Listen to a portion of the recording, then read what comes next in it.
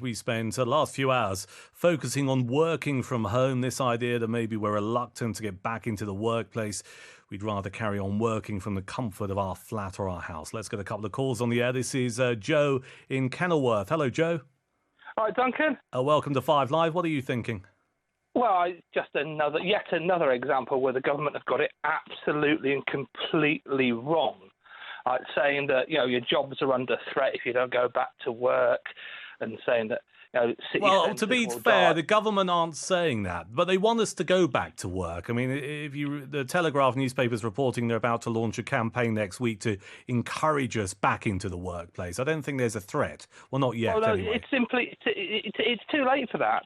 Like, I've been fighting against the HS2 project for the last 10 years. Right. One of the things two of the things, actually, what's happened with COVID is it's just speeded up exactly what we've been saying. In that, 9 years ago, when my son was 6, I signed the release form for him to do video conferencing at school. Mm-hmm. And the thing is, it was always going to be not second nature, but first nature when his generation went into the workplace. And that's happening now, but also it was always going to become the business imperative to have more and more remote working. Because, why am I going to send Alex on the train down to London for a meeting for 2 hours, lose him for the rest of the day, spend 200 quid on the privilege, when I can have him sat at his desk, whether that's his desk at home or his desk in the office, and, have him productive for the rest of the day. And this is why a lot of jobs have gone abroad, because it's cheaper to send them abroad. If we can have them cheaper to stay in this country, then we should be all for it. And I say it will become the business imperative.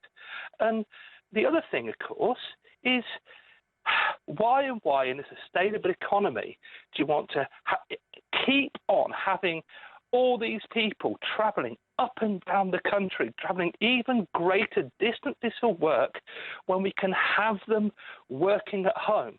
And what are the arguments that I was put against me? Well, oh yes, you're pro-road, you're anti-train. No, it's not a fight against trains or planes or cars or buses. It's a fight against transport, against not having to move at all, to work where you live. All right, let me interrupt you for a second, Joe, and let me ask you to call it one way or another. Do you think this is going to see a permanent shift in how people work? Absolutely. You do. Why? Why do you think this is to use an earlier caller's phrase, this is the revolution? It's going to happen. And that was the thing that we've been arguing for 10 years. It is so obvious that it was going to happen. Like one of your earlier callers mentioned the Industrial Revolution and the Agricultural Revolution. Yes. And this is the Digital Revolution. And it was always going to happen.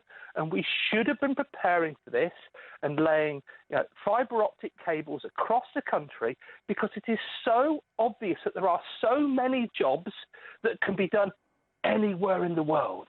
Absolutely anywhere, as long as you've got a certain set of skills, obviously for our economy, English language, and pretty much that's it, as long as you've got the skills that job needs, and it can be done anywhere. Yeah. The idea the technology exists. Yeah. When we've got a tertiary economy, a service sector economy, is over. No, I hear what you're saying. I do hear what you're saying. Joe, I'm going to move it on. Fascinating call.